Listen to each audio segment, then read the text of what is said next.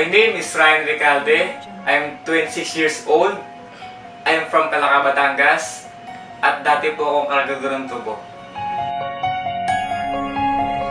Audio Jungle. Na-involve ako sa Alliance in Motion Global when I was 19 years old. First timer!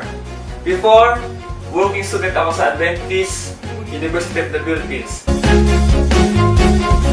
Nag-work ako sa printing press. Audio Jungle.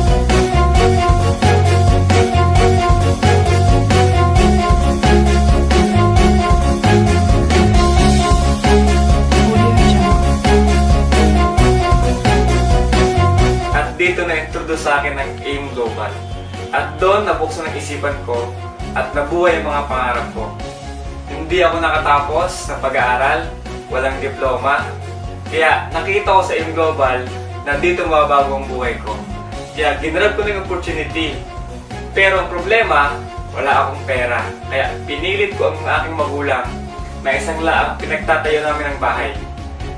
Grabe, hindi pala ganun kadali. Walang naniniwala sa akin, maraming nag-discourage sa akin, pero hindi ako nawalan ng pag-asa. Because I want to change my life. Gusto ko magkaroon ng magandang buhay ang pamilya ko. Sa awa tulong ng Diyos, after 6 months doing this business, binayaan ako ng brand new car, Lancer GLX. After another 6 months, nakabili ako ng sariling bahay sa Taros Heights. Doon na lumaki yung grupo ko at nagtuloy-tuloy na yung blessing. My second car is a sports car, Hyundai Genesis Coupe. At nakapatayo din ako ng bahay sa Batangas. And my latest car is Montero Sports 2014.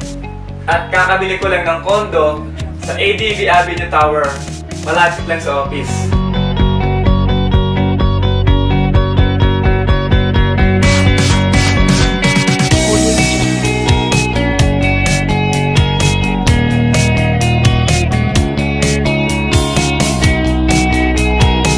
At nakapag-travel na rin ako sa iba't ibang bansa.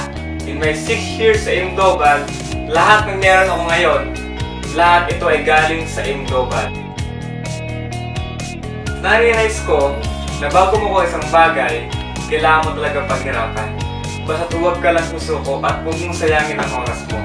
Lagi lang mag-pray at magtiwala sa Diyos dahil lahat kanyang ibigay sa taktang panahon. Audio Jungle. Audio Jungle.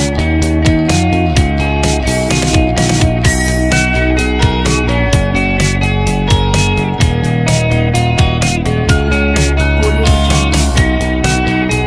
Salamat dahil mayroong AIM Global. Kung di dahil sa inyo, hindi ako ganito ngayon. And of course, my mentor, Kuya E, ang nagturo sa akin kung paano gawin ang tamang negosyo. Thank you so much. To God be the glory.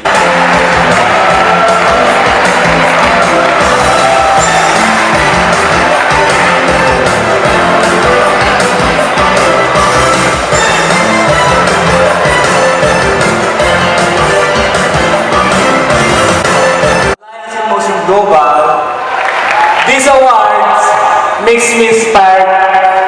Thanks so much for Buhay, Ansel. Once again, congratulations to you, man, for the album story.